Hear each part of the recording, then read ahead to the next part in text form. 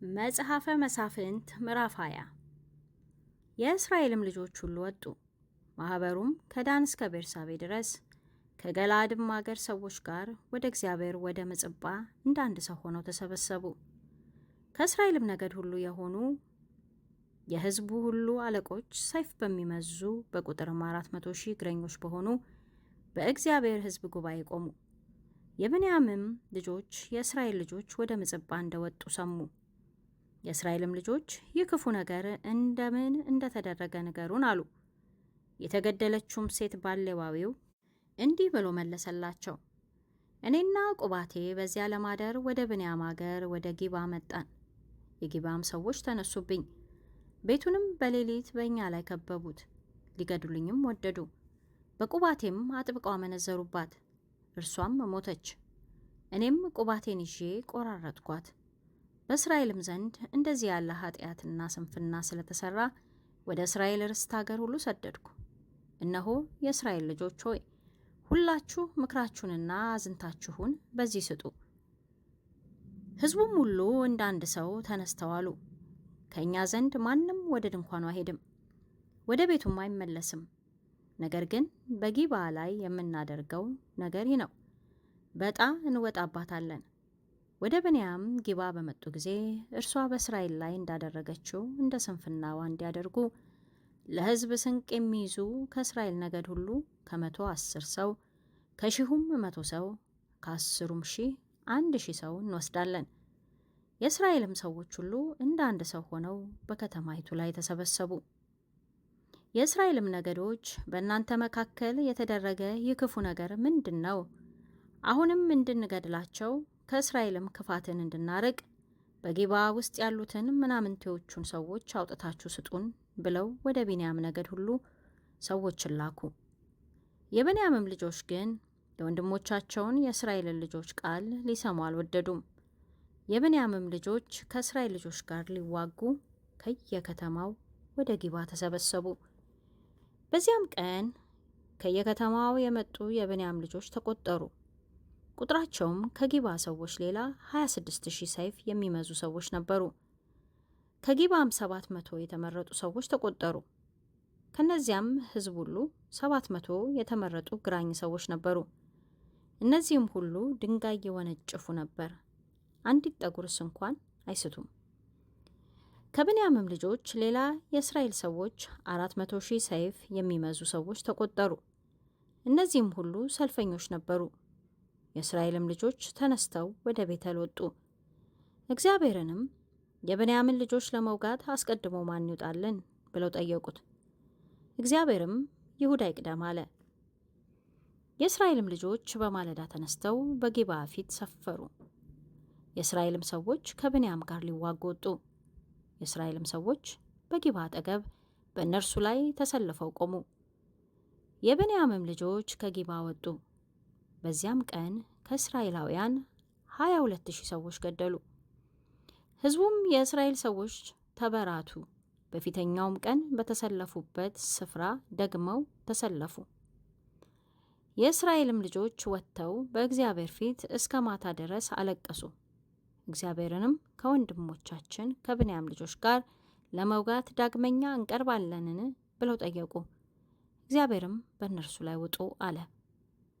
በሁለተኛውም ቀን የእስራኤል ልጆች ከብንያም ልጆች ጋር ሊዋጉ ቀረቡ። በሁለተኛውም ቀን ብንያም ከጊብዓ በእነርሱ ላይ ወጣ። ከእስራኤልም ልጆች ደግሞ 18,000 ሰዎች ገደሉ። እነዚህም ሁሉ ሰይፍ የሚመዙ ነበሩ። የእስራኤልም ልጆች ሁሉ ሕዝቡም ሁሉ ወጥተው ወደ ቤተል መጡ፣ አለቀሱም። በዚያም በእግዚአብሔር ፊት ተቀመጡ። በዚያም ቀን እስከ ማታ ድረስ ጾሙ። በእግዚአብሔርን ፊት የሚቃጠልና የደህንነትን መስዋዕት አቀረቡ። በዚያም ዘመን የእግዚአብሔር የቃል ኪዳኑ ታቦት በዚያ ነበርና በዚያም ዘመን የአሮን ልጅ የአልዓዛር ልጅ ፊንሐስ በፊቱ ይቆም ነበርና የእስራኤል ልጆች እግዚአብሔርን ከወንድሞቻችን ከብንያም ልጆች ጋር ለመዋጋት ዳግመኛ እንውጣን ወይስ እንቅር ብለው ጠየቁ። እግዚአብሔርም ነገ በእጃችሁ አሳልፌ እሰጣችኋለሁና ውጡ አለ። እስራኤልም በጊባ ዙሪያ የተደበቁ ሰዎች አኖሩባት። በ3ኛውም ቀን የእስራኤል ልጆች ወደ ብንያም ልጆች ወጡ። በጊባም ፊት እንደ ቀድሞ ጊዜ ተሰለፉ። የብንያምም ልጆች በሕዝቡ ላይ ወጡ፣ ከከተማይቱም ተሳቡ።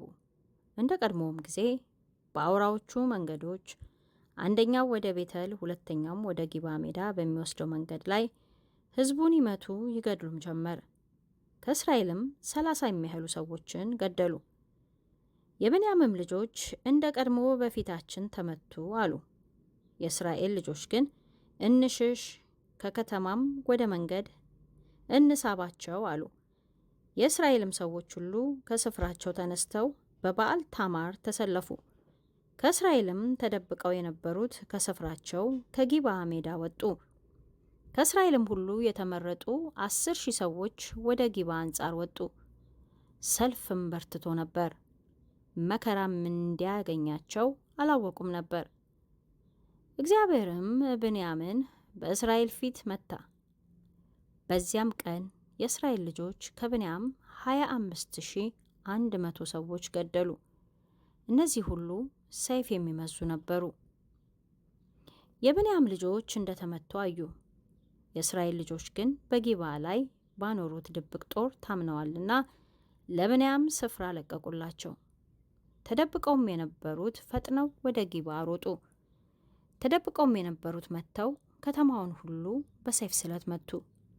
ከተደበቁትም ሰዎች ከከተማው ብዙ ጢስ እንደ ደመና እንዲያስነሱ በእስራኤል ልጆችና በተደበቁት ሰዎች መካከል ምልክት ተደርጎ ነበር።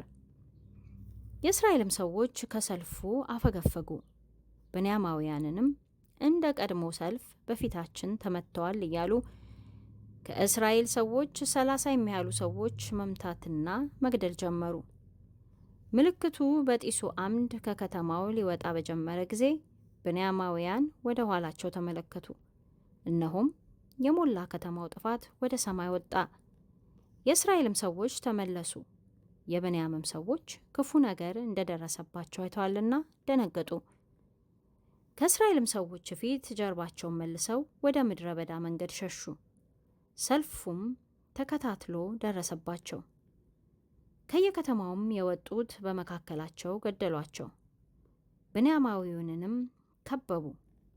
በምስራቅም በኩል እስካለው እስከ ጊባ አንጻር ድረስ አሳደዷቸው።